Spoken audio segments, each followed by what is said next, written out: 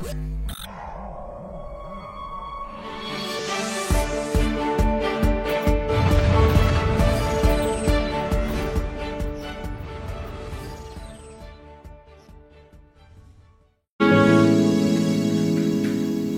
pujian ini, biarlah ini benar-benar kerinduan yang muncul dari hati kami. Kami mau mengikut Engkau, kami mau melayani Engkau sampai Tuhan memanggil kami. Tuhan, terima kasih.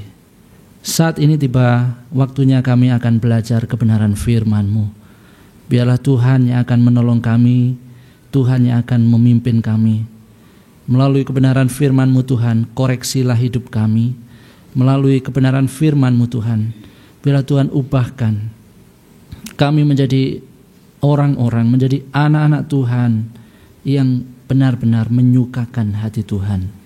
Terima kasih ya Tuhan. Kami menyerahkan pemberitaan firman-Mu ini dalam tangan kuasa Engkau.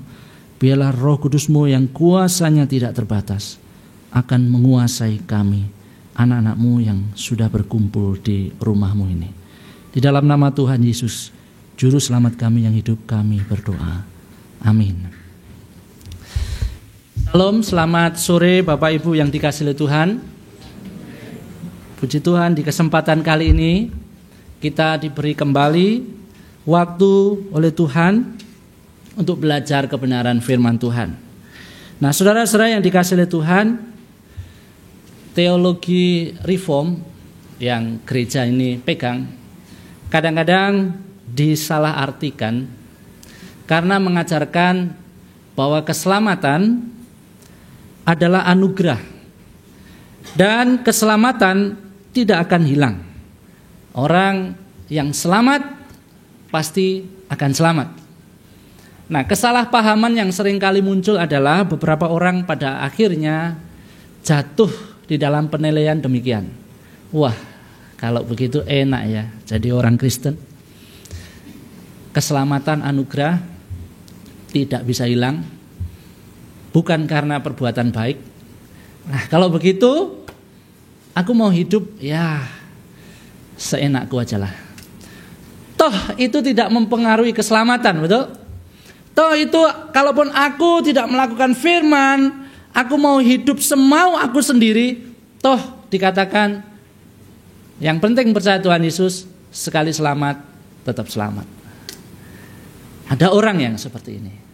Nah, saudara-saudara yang dikasihi Tuhan, apakah benar ketika kita menjadi anak-anak Tuhan, ketika kita sudah menerima keselamatan itu, lalu kita akan dengan mudah mengatakan, oke lah, kalau begitu aku tidak maulah hidup yang rohani, yang begitu menuruti firman Tuhan. Aku mau hidup semaunya aja.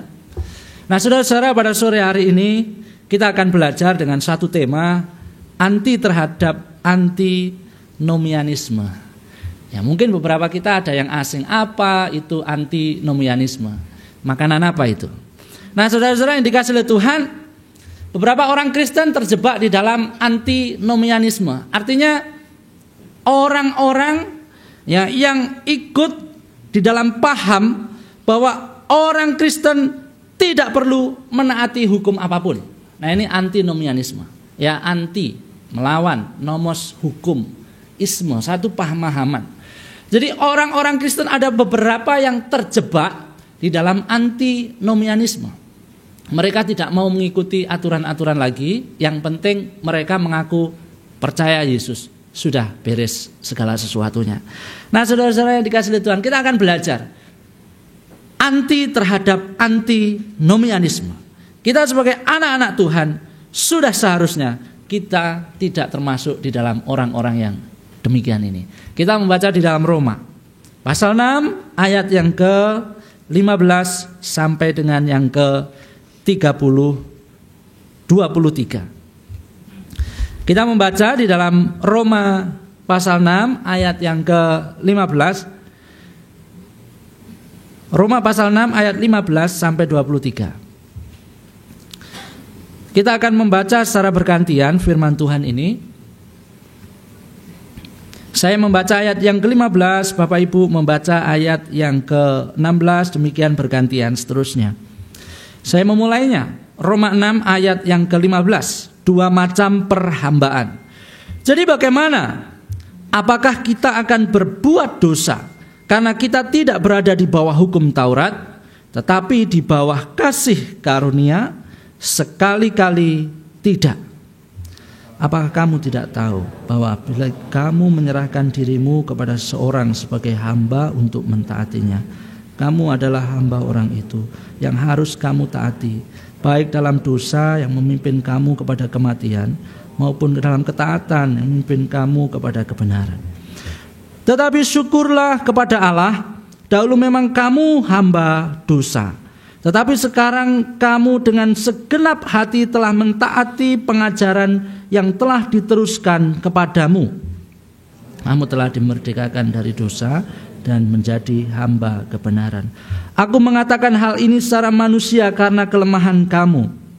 Sebab sama seperti kamu telah menyerahkan anggota-anggota tubuhmu menjadi hamba kecemaran dan kedurhakaan yang membawa kamu kepada kedurhakaan, demikian hal kamu sekarang harus menyerahkan anggota-anggota tubuhmu menjadi hamba kebenaran yang membawa kamu kepada pengudusan.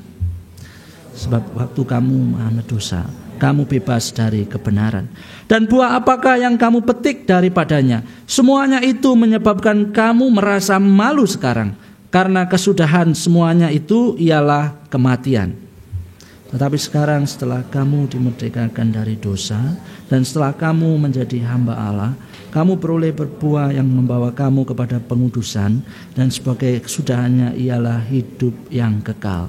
Sebab upah dosa ialah maut, tetapi karunia Allah ialah hidup yang kekal dalam Kristus Yesus Tuhan kita. Amin.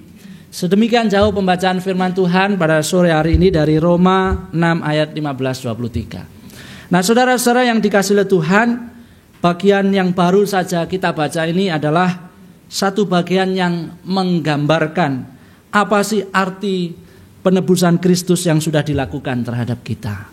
Ya, salah satu ungkapan yang dipakai untuk menggambarkan penebusan Kristus adalah seperti seorang yang membeli budak dari pasar pebudakan.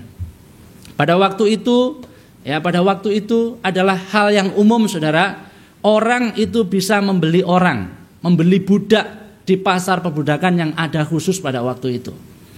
Nah, ketika seorang tuan membeli seorang budak, lalu sudah dibayar lunas, ya, sudah cash, berarti budak itu secara sah milik dari tuan itu. Ya, budak itu diangkat menjadi miliknya.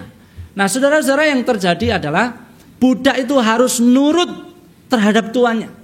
Apa yang dikatakan tuannya itu harus dilakukan. Tidak ada kata protes, tidak ada kata menolak apa yang tuannya ucapkan. Pada waktu itu tidak ada HAM, saudara-saudara. Jadi seandainya tuannya mengatakan potong tanganmu, seorang budak tidak ada protes, dia harus memotong. Kalaupun tuan itu mengatakan bunuh dirimu sendiri, budak itu akan melakukannya. Nah, saudara-saudara yang dikasihi Tuhan, itu perbudakan pada waktu itu. Ya, seorang tuan yang mengambil seorang budak di pasar, bayar lunas menjadi miliknya. Nah, saudara-saudara yang dikasihi Tuhan, seperti juga di dalam penebusan kita, saudara-saudara. Firman Tuhan kali ini mengatakan, dahulu kita adalah budak dosa. Kita ini dikuasai oleh dosa, saudara-saudara. Segala pemikiran kita, perkataan kita, perbuatan kita dikuasai oleh dosa. Kecenderungan kita hanya tertuju kepada dosa. Tetapi puji Tuhan, saudara-saudara, di dalam ayat yang ke-7 dikatakan, tetapi syukurlah kepada Allah. Syukur apa? Dahulu memang kamu hamba dosa, tetapi sekarang kamu dengan segenap hati telah menaati pengajaran yang telah diteruskan kepadamu. Kamu dimerdekakan. Dosa tidak menguasai lagi, sudah dibayar lunas di dalam pengorbanan Tuhan Yesus. Dan kita menjadi hamba-hamba kebenaran. Saudara-saudara yang dikasihi oleh Tuhan, Rasul Paulus di dalam bagian lain 1 Korintus 20 dikatakan sudah dibayar lunas. Ya, 1 Korintus 6 ayat 20 di sana dikatakan kamu sudah dibayar lunas. Pergunakan hidupmu untuk memuliakan Tuhan. Di dalam pasal 7 ayat 23 di sana dikatakan kamu sudah dibayar lunas. Hidupmu bukan lagi menjadi hamba manusia, hamba dosa. Nah, saudara-saudara yang dikasihi oleh Tuhan, kita semua yang ada di tempat ini sudah ditebus, sudah dibayar lunas. Kita memiliki Tuhan yang baru. Kalau dulu, ya, Tuhan kita siapa? Dosa. Kita berada di bawah kuasa dosa. Segala kecenderungan hidup kita kepada dosa. Tetapi sekarang sudah lunas dibayar Kristus. Kita menjadi hamba kebenaran. Kita memiliki Tuhan yang baru, yaitu Allah. Nah, saudara-saudara yang dikasihi oleh Tuhan, itu gambaran dari ayat 15 sampai dengan 23. Kita kembali di dalam firman Tuhan yang sudah kita baca. Rasul Paulus ini adalah orang yang pintar. Ketika dia memberikan pengajaran, ya, memberikan kebenaran-kebenaran firman. Beberapa kali Rasul Paulus ini selalu mempergunakan pertanyaan, satu dialog imajiner begitu ya. Paulus memberikan satu pertanyaan yang mengajak pendengarnya ya pada waktu itu jemaat Roma untuk berpikir, ini mana yang benar? Ini harus bagaimana? Dan pertanyaannya luar biasa, saudara-saudara. Jadi bagaimana? Apakah kita akan berbuat dosa karena kita tidak berada di bawah hukum Taurat, tetapi di bawah kasih karunia? Kenapa Paulus mengatakan demikian? Kenapa Paulus bertanya demikian? Kalau kita melihat di dalam pasal-pasal sebelumnya, pasal 1, 2, 3, dan 4, 5, syarat sekali, penuh sekali Rasul Paulus mengatakan, menegaskan, keselamatan itu adalah anugerah. Manusia berdosa tidak dapat menyelamatkan diri sendiri. Tidak peduli kelompok keturunan Yahudi, Israel, atau orang Yunani, semuanya sama. Di hadapan Tuhan sama. Semua sudah kehilangan kemuliaan Allah, sama. Semua di hadapan Tuhan menerima anugerah keselamatan secara cuma-cuma, bukan karena perbuatan baik. Setiap orang yang percaya tidak lagi berada di bawah hukum Taurat. Itu di dalam pasal-pasal sebelumnya. Nah, Rasul Paulus, saudara-saudara, memberikan satu pertanyaan. Kalau demikian, bolehkah kita berbuat dosa terus-menerus? Bolehkah? Bagaimana? Apakah kita akan berbuat dosa karena tidak berada di bawah hukum Taurat? Nah, Paulus memberikan jawaban yang tegas. Sekali-kali tidak. Sekali-kali tidak.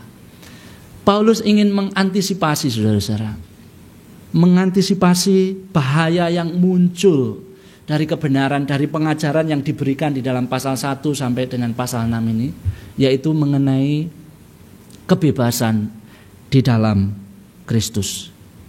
Paulus tahu, kalau Paulus tidak jelaskan apa itu arti anugerah, Paulus tahu ini apa yang akan terjadi kalau tidak dijelaskan. Ada satu aturan main yang harus diikuti oleh orang-orang percaya.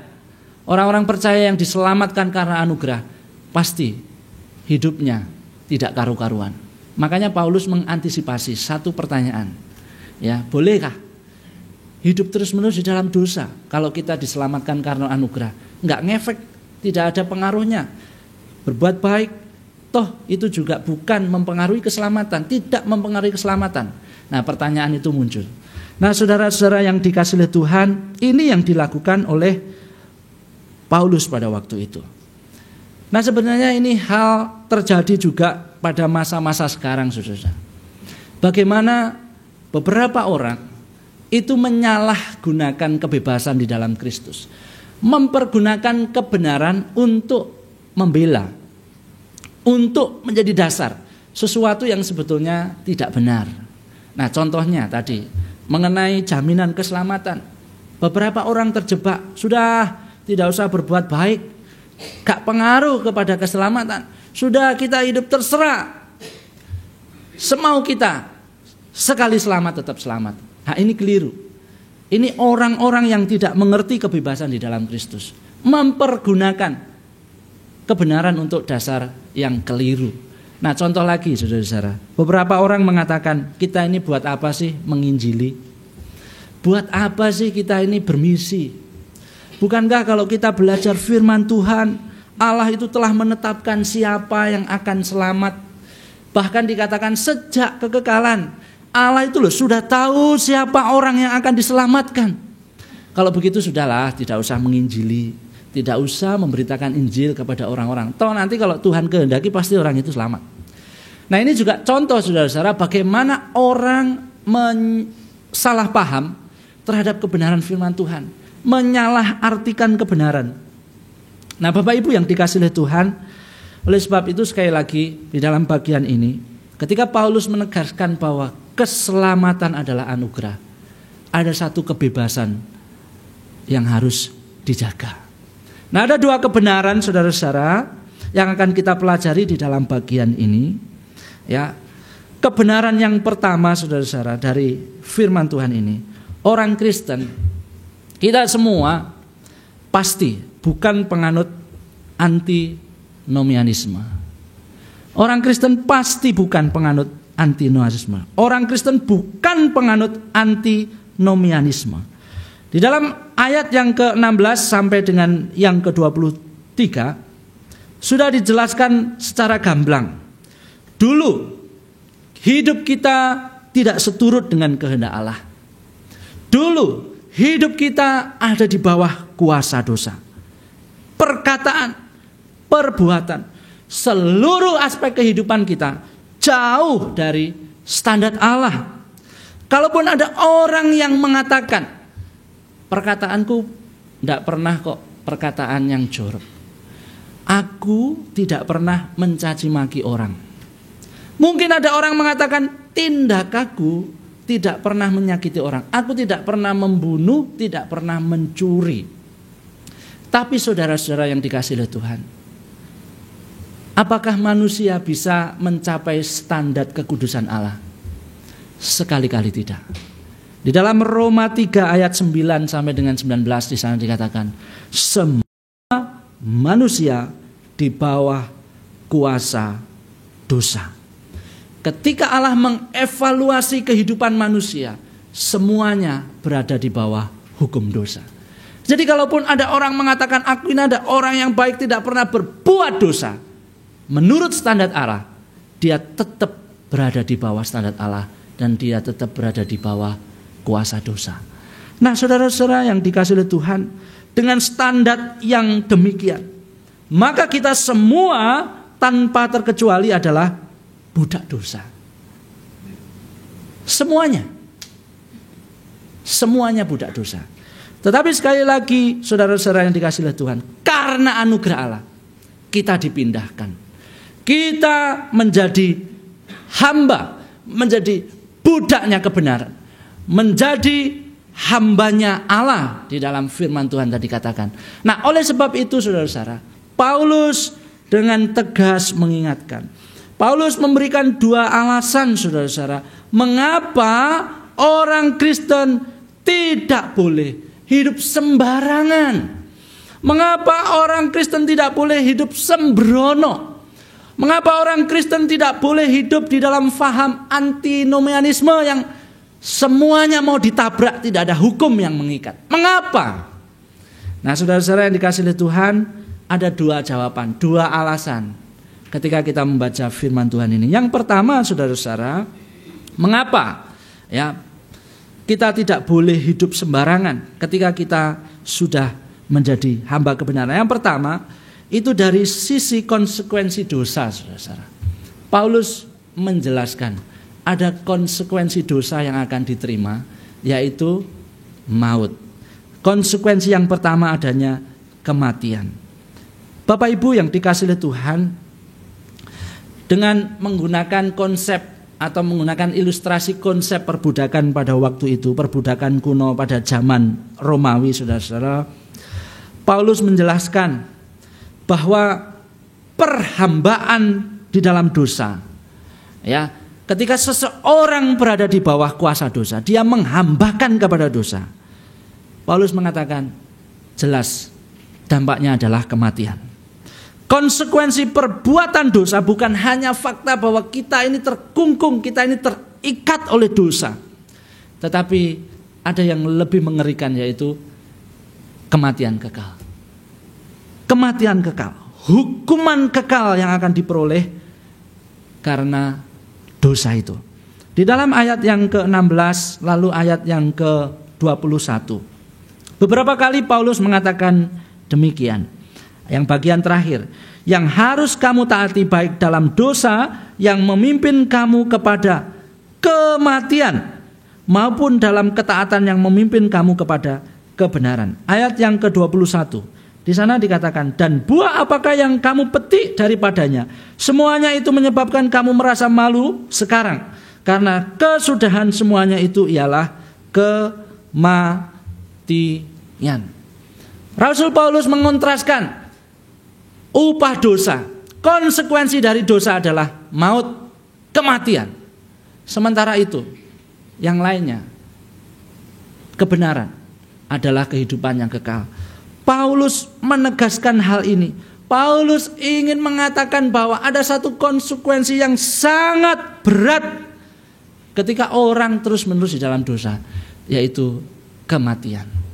Bapak Ibu yang dikasihi oleh Tuhan, mereka yang terus-menerus hidup di dalam dosa berarti belum dibebaskan dari perbudakan dosa. Mereka yang belum dibebaskan dari dosa, tujuannya adalah kebinasaan kekal. Satu hal yang kita pelajari pada sore hari ini. Selama ini apakah kita masih terkungkung di dalam dosa? Berapa banyak orang Kristen yang masih menyimpan, masih senang dengan dosa-dosanya. Begitu berat aku kalau mau melepaskan dosa yang satu ini. Aduh Tuhan, kok rasanya eman. Berapa banyak orang Kristen yang terus-menerus terjerumus di dalam dosa-dosa yang mengikat dan tidak ada kemauan untuk lepas dari dosa itu. Dosa seksual misalkan, dosa perzinahan misalkan, dan masih banyak yang lain. Firman Tuhan katakan, mereka yang terus-menerus hidup di dalam dosa, mereka masih di bawah kuasa dosa dan konsekuensinya maut. Satu peringatan keras saudara-saudara bagi kita semua, bagi saya dan bagi Bapak Ibu. Jangan kita hidup terus-menerus dalam dosa. Janganlah kita menyayangkan dosa-dosa yang selama ini kita lakukan. Harus ada satu komitmen untuk lepas dari dosa-dosa yang selama ini mungkin kita sukai. Bapak Ibu yang dikasihi oleh Tuhan, alasan yang pertama, konsekuensi dosa, ada maut yang mengancam, kematian kekal. Ketika orang terus menerus hidup di dalam dosa, ada satu hukuman yang sudah siap menanti, kematian kekal. Nah ini bukan hanya itu saja. Kalau kita lihat di dalam bagian ini, mengapa orang Kristen tidak boleh hidup sembarangan, tidak boleh berbuat sembarangan? Konsekuensi dosa bukan hanya kematian saudara-saudara, tetapi ada konsekuensi dosa yang lain yang akan diterima oleh orang-orang yang terus melakukan hidup di dalam dosa, yang tidak mau taat aturan, yang tidak mau mengikuti kehendak Tuhan, yaitu rasa malu yang ditimbulkan. Di dalam ayat yang ke-21, di sana dikatakan demikian saudara-saudara. Dan buah apakah yang kamu petik daripadanya? Semuanya itu menyebabkan kamu merasa malu sekarang. Karena kesudahan kesemuanya itu ialah kematian. Rasa malu yang ditimbulkan. Nah, Paulus ingin mengingatkan saudara-saudara kepada jemaat yang di Roma pada waktu itu. Ketika mereka sudah ditebus, biarlah jemaat Roma pada waktu itu memiliki sudut pandang lain terhadap dosa, yaitu bahwa dosa itu adalah sesuatu yang jorok, sesuatu yang memalukan, sesuatu yang nista. Dengan demikian saudara-saudara, para jemaat termasuk kita belajar, ketika kita memiliki pemahaman seperti ini, Ketika kita mau melakukan sesuatu yang tidak berkenan di hadapan Tuhan, kita diingatkan, ini satu tindakan yang memalukan. Ini sesuatu tindakan yang tidak berkenan di hadapan Tuhan. Ketika kita mengetahui ini memalukan di hadapan Tuhan, dan ketika orang lain mengetahui, mungkin itu juga menjadi sesuatu yang memalukan bagi diri kita. Saya pernah mengalami satu peristiwa, saudara-saudara, bagaimana karena ketidaktaatan saya merasa malu yang luar biasa. Pada waktu saya SMA, saya pernah dimasukkan sebuah kelompok, ya, kelompok anak-anak malas, gitu ya. Karena saya tinggal di sebuah asrama, saudara-saudara. Di sana kurang lebih ada 30 anak. Nah, itu dibagi-bagi. Dan mereka kelompoknya masing-masing itu mempunyai tugas. Ada satu kelompok, ya, yang tugasnya itu adalah masak, saudara-saudara. Jadi mereka harus masak untuk anak-anak asrama itu mulainya jam 4 pagi. Kadang-kadang setengah 4 mereka sudah mempersiapkan. Nah, saya pada waktu itu selama 1 tahun tidak pernah yang namanya ikut kelompok masak. Karena saya memang tidak mengerti, saudara-saudara. Terus terang pada waktu itu saya tidak mengerti. Makanya ketika saya dipanggil, Heri, kamu masuk ini ya kelompok anak-anak malas. Kaget, saudara-saudara. Malu, kaget. Loh, kenapa, Pak? Gitu. Karena kamu tidak pernah mengikuti aturan di sini, kamu tidak pernah membantu masak. Hah? Gitu ya. Malu, saudara-saudara. Jadi selama 6 bulan saya bekerja, teman-teman melihat, wih, kelompok hebat itu ya. Kumpulan anak-anak malas. Waduh, malu, saudara. Karena tidak tahu saya melanggar aturan. Nah, saya belajar. Kita orang Kristen, saya mau tanya, kita tahu nggak aturan main dari Tuhan? Tahu dong, Tuhan sudah memberikan ini loh. Apa yang Tuhan inginkan di dalam setiap kehidupan kita, Tuhan semua sudah berikan melalui kebenaran firman Tuhan. Tahu kan? Tapi berapa banyak kali kita menabrak apa yang Tuhan inginkan? Kita sudah tahu ini tidak benar, tapi kita tetap hantam aja, sudah tidak peduli. Berapa kali kita melakukan seperti itu? Bukankah saudara-saudara, ketika kita menyadari akan hal ini, betapa kita ini seharusnya malu di hadapan Tuhan, yang tidak mau menuruti apa yang Tuhan inginkan. Di dalam kehidupan kita hari lepas hari, bukankah seringkali kita ini bukan malu, tetapi membanggakan dosa-dosa yang kita lakukan. Beberapa orang dengan belak-belakan jujur mengatakan bangga selingkuh tidak ketahuan. Ya toh. Beberapa orang mengatakan dengan bangga, aku ini loh melakukan korupsi tapi tidak ketahuan. Tentunya dengan kelompoknya, mungkin pada waktu sharing atau kongko-kongko gitu. Ya, aku loh tadi melakukan ini. Berapa banyak orang Kristen anak-anak muda yang melakukan pergaulan yang tidak benar tapi merasa bangga. Tidak malu tapi bangga. Berapa anak-anak muda ketika perkuliahan misalkan nyontek tapi bangga. Saudara-saudara, bukankah ini menjadi satu koreksi bagi kita? Seharusnya kita ini malu. Seharusnya seperti di dalam bagian firman Tuhan ini. Ketika kita tahu kebenaran lalu kita menabraknya, ini menjadi sesuatu yang malu. Malu di hadapan Tuhan. Malu kalau orang lain melihat kita. Bapak Ibu yang dikasihi oleh Tuhan, ini alasan kenapa Paulus menasihati orang Kristen jangan hidup sembarangan. Jangan ikut-ikutan antinomianisme. Kenapa? Karena konsekuensi dosa. Maut dan rasa malu. Ini alasannya. Yang pertama. Lalu alasan yang kedua, saudara-saudara. Kenapa?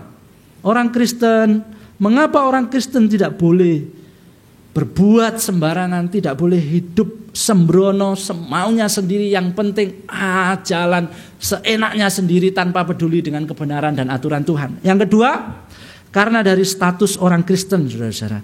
Ayat yang ke-17, 20 dan 22. Di dalam bagian ini, saudara-saudara, Rasul Paulus beberapa kali menegaskan bahwa orang-orang Kristen itu sudah mengalami perubahan status. Ya, mengalami perubahan status. Dahulu mereka hamba dosa, namun sekarang hamba kebenaran. Ayat yang ke-18 18, 19, bahkan di dalam ayat yang ke-22 lebih tegas lagi Paulus mengatakan hamba Allah. Ya, kita semua ini hamba-hamba Allah, saudara-saudara. Karena kita sudah ditebus. Nah, sebagai wujud atau sebagai respon dari perpindahan status ini, nah ini bukan hanya status saja yang kita banggakan, tetapi firman Tuhan menuntut itu harus ada satu wujud yang nyata. Nah ini apa? Berkaitan dengan status orang Kristen yang sudah diselamatkan. Wujudnya apa? Yang pertama yaitu ketaatan. Bapak Ibu yang dikasihi oleh Tuhan, ketika kita memahami arti penebusan yang disebutkan di dalam bagian ini, maka sudah jelas bahwa kita sudah bukan lagi di bawah kuasa dosa. Kita bukan budak dosa. Kita memiliki Tuhan yang baru. Nah, ketika kita memiliki Tuhan yang baru, ketika kita sudah berpindah Tuhan dari dosa kepada Kristus, jaminan keselamatan sudah kita peroleh. Sudah kita peroleh. Anugerah hidup kekal sudah kita dapatkan. Tetapi saudara-saudara, bukan berarti kita seenaknya menjalani hidup. Kita memiliki Tuhan yang begitu mengasihi kita. Kita memiliki Tuhan yang begitu baik terhadap kita. Kita memiliki Tuhan yang begitu peduli terhadap kita. Di saat orang lain tidak peduli terhadap kita, di saat orang lain tidak mau memperhatikan kita, Tuhan kita yang sekarang adalah Tuhan yang peduli terhadap kita. Nah, oleh sebab itu saudara-saudara, ketika kita memiliki Tuhan yang demikian, sudah seharusnya kita taat, kita menundukkan diri kepada Tuhan yang baru itu, yaitu Kristus, yaitu Allah. Bapak Ibu yang dikasihi oleh Tuhan, beberapa orang ketika pindah pekerjaan, ya, memiliki bos yang baru, memiliki Tuhan yang baru, biasanya mereka melakukan apa? Salah satu yang dilakukan adalah biasanya berusaha mengenal tuannya, berusaha mengenal bosnya. Ya, cari tahu bosku ini seperti apa ya? Mungkin kesukaan makannya apa, gitu ya. Kalau dia suka pete, tak bawakan pete lah, gitu ya. Supaya apa? Supaya menyenangkan hati tuannya, gitu ya. Kalau bosnya senang kan kerja enak, gitu ya. Bosnya ini sukanya apa ya? Bosnya ini senangnya apa, gitu ya.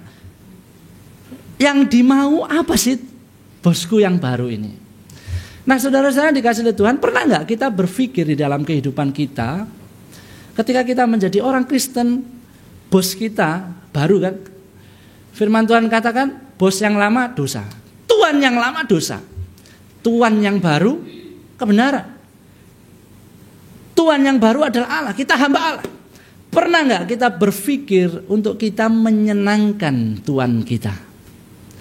Pernah nggak kita berpikir mengenal Tuhanku itu seperti apa? Pernah nggak kita berpikir untuk berusaha menyenangkan Tuhanku? Saudara-saudara yang dikasihi oleh Tuhan, ini sudah seharusnya menjadi kehidupan kita, menjadi gaya hidup kita. Kita mengenal Tuhan kita yang baru, mengenal bos kita yang menguasai hidup kita. Kita berusaha terus menyenangkan hati Tuhan kita. Kita harus belajar terus kebenaran firman Tuhan. Belajar mengerti apa yang menyukakan hati Tuhan kita yang baru. Kita harus serius menjalani hidup kita, sehingga hidup kita menyenangkan hati Tuhan kita. Ini yang Tuhan inginkan. Ini yang Rasul Paulus nasihatkan kepada jemaat di Roma. Satu ketaatan, taat yang mutlak sebagai anak-anak Tuhan.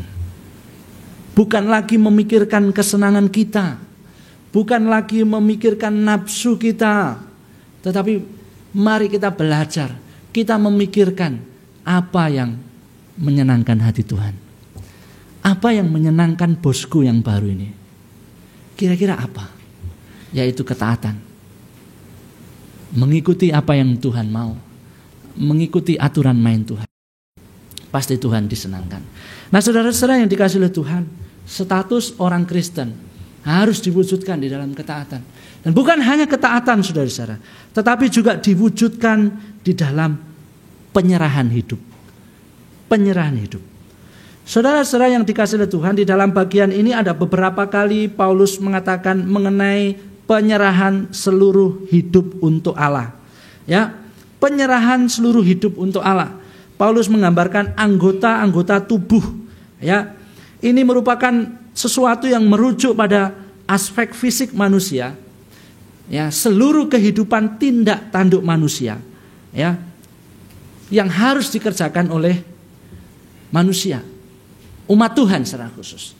Nah, Bapak Ibu yang dikasihi oleh Tuhan, kesungguhan di dalam hati perlu dibuktikan melalui tindakan yang nyata. Penerimaan ajaran yang benar perlu diwujudkan di dalam ketaatan yang praktis, yaitu penyerahan hidup. Saudara-saudara yang dikasihi oleh Tuhan, saya bersyukur bisa melayani di gereja ini di mana firman Tuhan memiliki porsi yang benar sesuai dengan semangat gereja ini. CTM, ya, tahu Bapak Ibu artinya CTM? Nah, ini sebentar lagi ulang tahun ya. Nanti kalau ada wawancara spontanitas itu direkam, semangat gereja apa? CTM singkatannya apa gitu. Jangan sampai enggak tahu ya. CTM, Care Teaching Mission. Ya, bagaimana care, perhatian satu dengan yang lain. Begitu digencarkan di gereja ini. Teaching, pengajaran luar biasa. Gereja ini menempatkan firman Tuhan sebagai standar kebenaran. Saya melihat begitu banyak kita semua rindu, haus akan kebenaran. Ada banyak tempat untuk kita belajar firman Tuhan di tempat ini. Misi juga. Nah, saudara-saudara yang dikasihi oleh Tuhan, namun satu hal yang harus kita ingat, satu hal yang harus tidak boleh kita lupakan, yaitu bagaimana kebenaran yang sudah kita terima, firman Tuhan yang sudah kita terima itu, apakah sudah mentransformasi hidup kita? Apakah kehausan akan kebenaran yang sudah kita miliki itu benar-benar kita lakukan? Atau sebatas itu hanya untuk memenuhi kepala kita, sebatas untuk memuaskan keingintahuan kita. Saudara-saudara yang dikasihi oleh Tuhan, ini menjadi sesuatu pertanyaan yang bukan hanya bagi jemaat, tetapi juga bagi saya, bagi kami hamba-hamba Tuhan di tempat ini. Kebenaran firman Tuhan, pengajaran sedemikian rupa, apakah sudah dilakukan, diwujud nyatakan, sudah mengubah kehidupan kita menjadi kehidupan yang berserah kepada Tuhan. Ketika kita berbicara mengenai penyerahan hidup, saudara-saudara, itu bukan hanya berbicara mengenai hati, bukan berbicara mengenai kepala, pemikiran, tetapi itu juga berbicara mengenai tindakan. Bagi kita di tempat ini, sejauh mana kita sudah melakukan kebenaran firman Tuhan itu? Sejauh mana kita menyerahkan hidup kita untuk kita mau dipimpin oleh Roh Kudus, hidup dari hari lepas hari, diproses, diperbaharui terus menerus, sehingga suatu saat kita serupa dengan Kristus? Atau kita dengan keras hati tidak mau dibentuk, kita hanya memuaskan keinginan tahuan kita, memuaskan pikiran kita dengan pengetahuan-pengetahuan yang begitu spektakuler. Nah, saudara-saudara yang dikasihi oleh Tuhan, ini alasan yang kedua, kenapa kita sebagai orang percaya tidak boleh sembarangan. Karena status kita sebagai anak-anak Tuhan. Jangan hanya bangga, aku ini orang Kristen, aku ini anak Tuhan, diselamatkan, sekali selamat tidak selamat, aku pasti menerima anugerah itu, tetapi kehidupannya nol. Jangan bangga. Firman Tuhan menuntut kita ada satu penerapan hidup, ada satu praktek. Nah, Bapak Ibu yang dikasihi oleh Tuhan, itu kebenaran yang pertama, ya, bahwa sesungguhnya di dalam kekristenan, ya, kita sebagai orang percaya, kita tidak menganut antinomianisme. Kita anti terhadap antinomianisme. Justru sebaliknya kita adalah orang-orang yang mengikuti aturannya Tuhan. Orang-orang yang taat, orang-orang yang berserah kepada Tuhan. Lalu kebenaran yang kedua, saudara-saudara, kebenaran yang kedua, ketika kita berbicara mengenai budak, perbudakan. Di dalam spiritualitas Kristen, ya, itu tidak ada kata atau istilah netral, berada di tengah-tengah, itu tidak ada. Firman Tuhan katakan tidak mungkin seorang itu memiliki dua tuan. Tidak mungkin.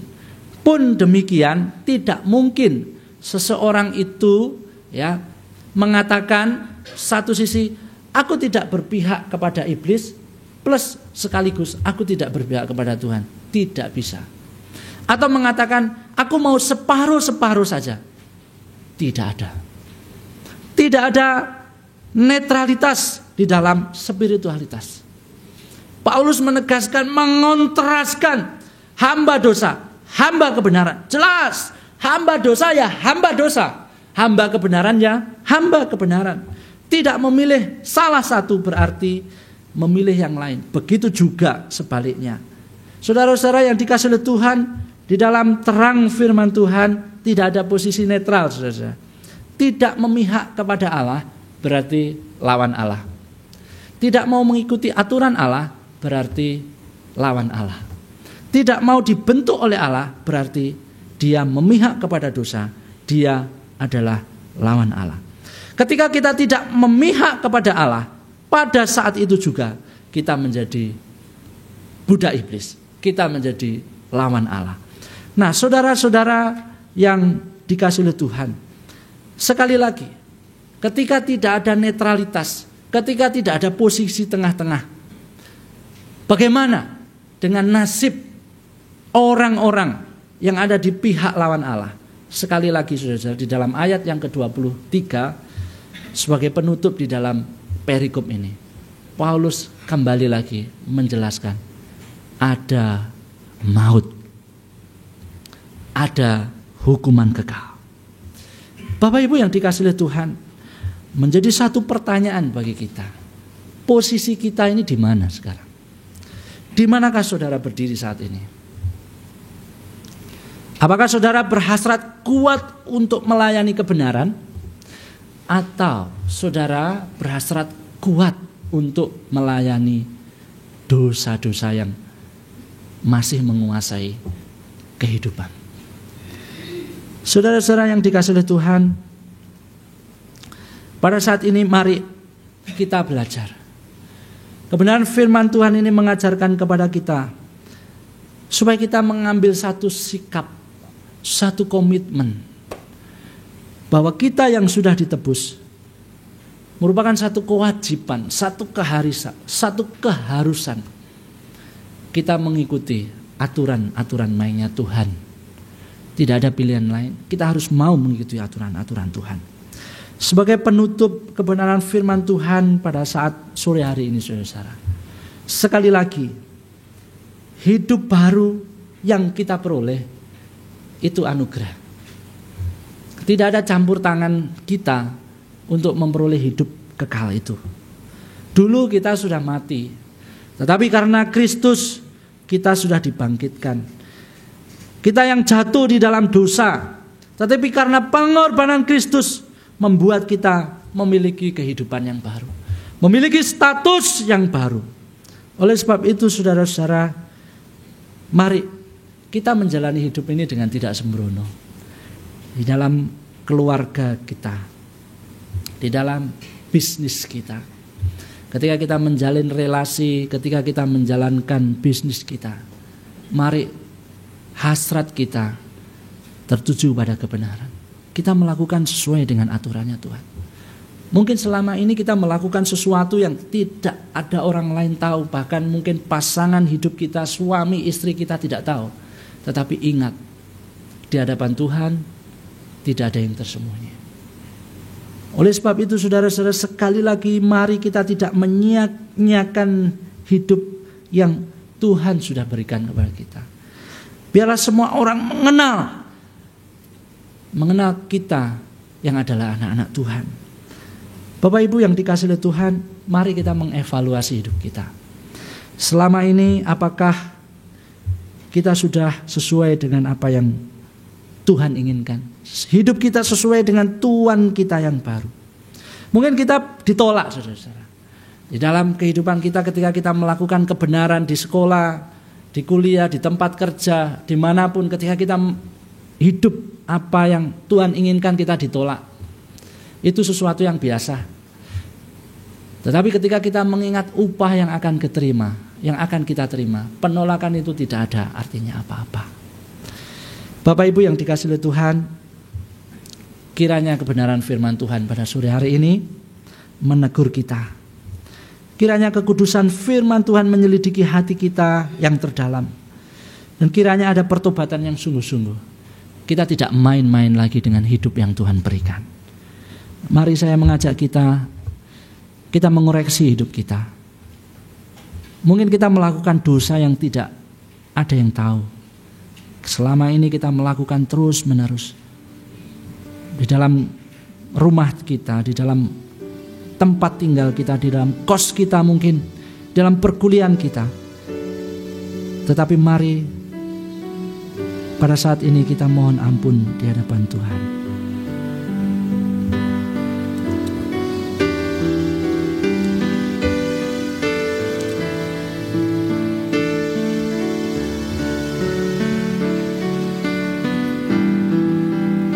Betapa besar kasih pengampunanmu Tuhan, hina hati yang hancur. Ku berterima kasih Tuhan, ku berterima